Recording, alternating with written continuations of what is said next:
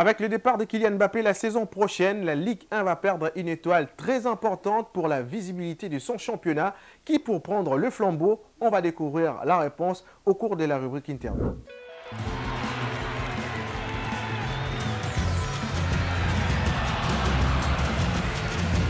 Bonsoir, je suis Jérémy Nguelika, journaliste et analyste sportif.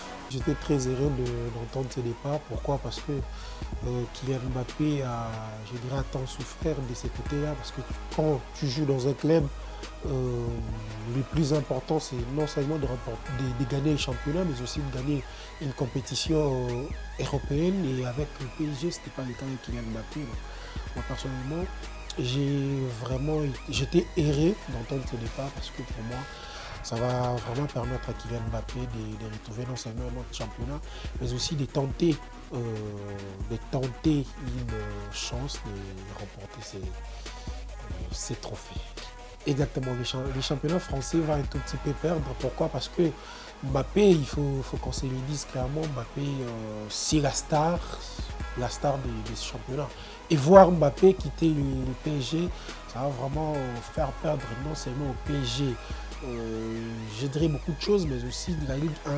Parce qu'aujourd'hui, après le départ de Neymar ou encore le départ de Lionel Messi, il y avait qu'une star. Et cette star, c'est bien Kylian Mbappé. Aujourd'hui, il ne sera plus là, mais peut-être il y aura d'autres joueurs qui vont tenter de relever ces défis, mais je vous affirme ici que ça sera très très difficile. Je pense que Barcola, oui, Barcola peut faire l'affaire, surtout que ces joueurs diront ces dernières rencontres ou encore ces dernières prestations, allais-je dire, Barcola a pu montrer que le PSG pouvait compter sur lui. On l'a vu par exemple lors du match face au FC Barcelone, il est entré, il a apporté un plus. On l'a vu face à Dortmund, au match retour, il est entré, il a apporté quelque chose d'important, bien que son club n'avait pas pu remporter cette rencontre face à Nice également.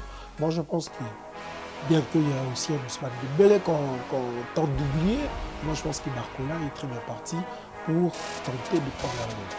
C'est difficile, c'est complètement difficile parce que si on regarde du côté de Marseille, on va voir qu'il y a un Pierre-Emerick Aubameyang, il y a Lacazette qui est considéré comme un commun fatigué, presque un commun fatigué.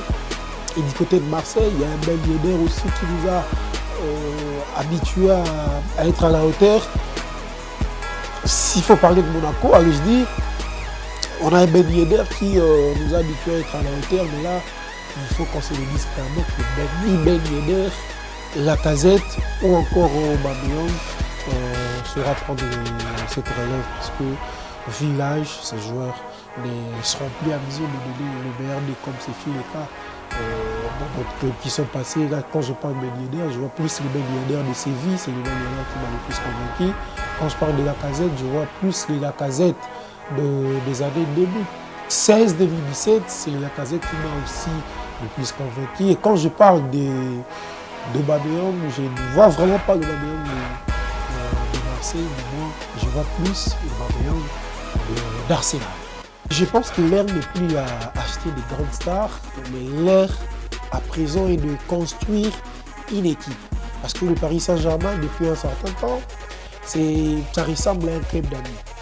Et avec l'arrivée de Luis Enrique, moi je pense que cette équipe va repartir sur de bonnes bases. Avec Luis Enrique, surtout que c'est un entraîneur aussi qui a marqué son histoire du côté du FC Barcelone. Arrivé au PSG, moi je pense qu'il va